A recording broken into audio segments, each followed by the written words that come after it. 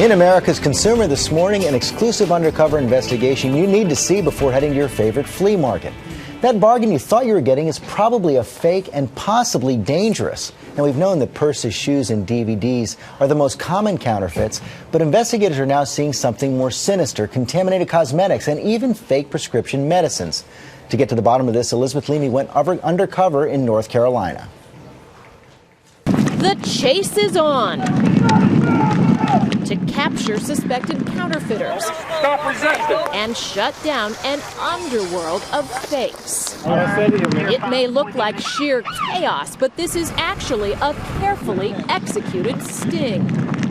Hours before the raid, the North Carolina Secretary of State's office gathers police officers from across the state to launch Operation Faux Pas. Around this area right here is where the DVDs and the shoes and pocketbooks going to be. They have to catch vendors actually selling the fakes to press charges, so 4 undercover teams will go in first. Sergeant King's team is going to make a buy. They're going to have the vendor under surveillance. Why so aggressive? Because of this woman, Secretary of State Elaine Marshall. If we can make it, somebody can fake it. Marshall's office runs the most intense anti-counterfeiting operation in the country. They've seized more than $12 million worth of fakes in the past year alone. Organized crime has found that we as Americans think it's funny to buy something that we clearly know is a knockoff.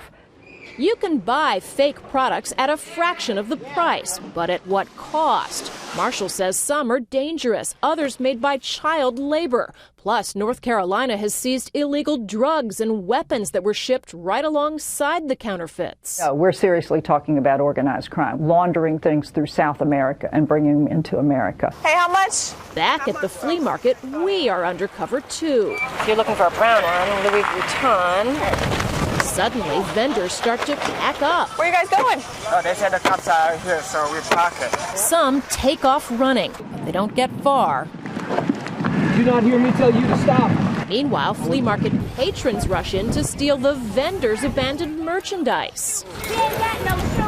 How the hell do you think we'll get away with all these police officers out here? I don't know, I thought they were free. Officers start confiscating suspected fakes, enough to fill a flatbed truck. That's the two boxes. That's 2 boxes right there. If they spot enough counterfeit merchandise in a vendor's vehicle, they can confiscate that too. You name it, they have it in there. Police arrest 6 suspects in all. When we talk to them, most deny selling counterfeits or being part of a larger network. I didn't sell anything to anybody. Because of North Carolina's tough stance, they could face felony charges. Do you realize what a risk that is in this state? Now I do. Authorities say often the vendors are low-level players forced to sell to pay off a debt. Are they making you work out here selling this stuff? Slaving my stuff. Later, at a secret warehouse nearby, officers count and catalog all the merchandise, now evidence in criminal cases. The final tally, more than $700,000 in confiscated counterfeits. And counterfeiters are getting better at making fakes that look like the real thing, with the right stitching on purses, the right mechanics on watches, and so on. But there is always one sure way to know a fake, and that is if the price is way lower than it normally would be. George? No such thing as a free lunch. Okay, Eli, thanks very much. And you can find a lot more about how to spot a fake at our website, abcnews.com/GMA.